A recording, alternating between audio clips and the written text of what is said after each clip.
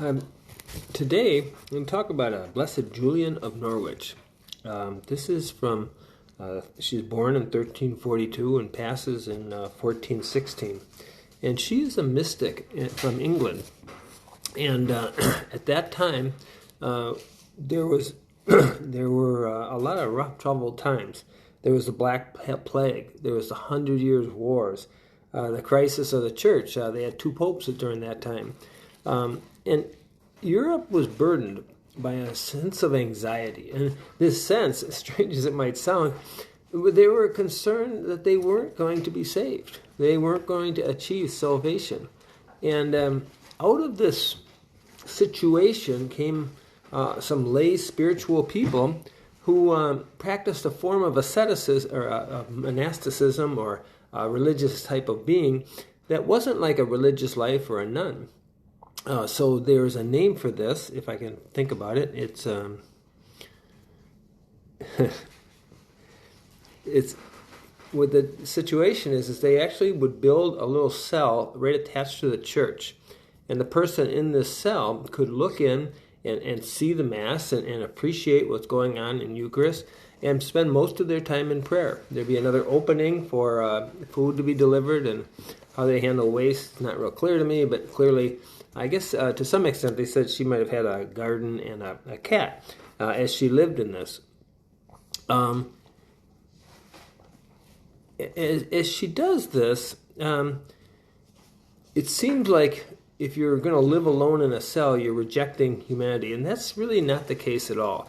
But she had some pretty religious yearnings as a young person. She prayed that she might have a recollection of Christ's passion, and she might have it through bodily sickness and 3 wounds of contrition, compassion, and longing for God. Well, her prayers, unfortunately, do get answered. So around the time she's 30, she gets very sick. And during this time, she has a vision. And so this is what mystics are. A mystic is a person who has an experience of God. And that's kind of what the whole idea of mysticism is we would all like to experience God. But she has this vision, and she'll write about this vision 2 times. Once shortly after it happens, and another time 20 years later. But in her first revelation, so she has several revelations in the course of this, but she's envisioning Christ, crown of thorns. And she describes it with such vividness. She'll describe the actual entering of the thorn into his flesh and the blood coming down. And while this sounds like it'd be really gory, she has a way of putting in words that make it sound sweet and lovely. And it's like an unexpected conundrum of putting one with the other. But for her, the cross is not a sign of terror. It's a sign of consolation, a sign of Christ's friendliness and his extreme courtesy, that the one who is the highest has assumed the lowest position, and he's done it for us. She feels like this shows the depth of God's love and his spirituality for us. And from this, she gets, they call it like a rich soil for a theological thought. Thoughts about God, about creation, and the power of atonement, meaning our sins being forgiven, and the impotence of evil. Evil isn't all that strong. Creation, she says, accounts to no more than a hazelnut in the hand of God. But it's physically nothing. But spiritually, because of God's love, our world is everything. The smaller our value, the greater is God's love. And for all its weakness and sin, God suffered for this world. Christ's blood was his price. In the end, God's suffering is turned to joy. And that's something, as we go through the Passion, we always kind of wrestle through with, how does suffering get us to this point of exaltation? And yet it does. She said that as he suffered his crown of thorns, he said, we are the soul and body, clad and enclosed in the goodness of God. We are that now. She has a lot of themes in her writing. One of them is the fact that she'll actually describe Jesus as our true mother. She says he bears us in the womb of his love and nourishes us with his own flesh.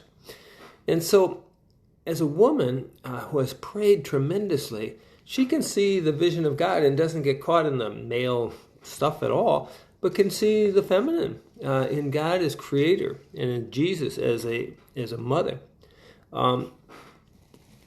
She had a way. Now, you'd think if she's locked up in this cell that she'd be alone, but the fact of the matter is there's a continual stream of people that come to her for spiritual advice. Because she's praying all the time and they're all caught in the world, as most of us are, they come to her for spiritual advice. It's interesting that too many come for spiritual advice. I would give it now and then, but it's not asked for too often.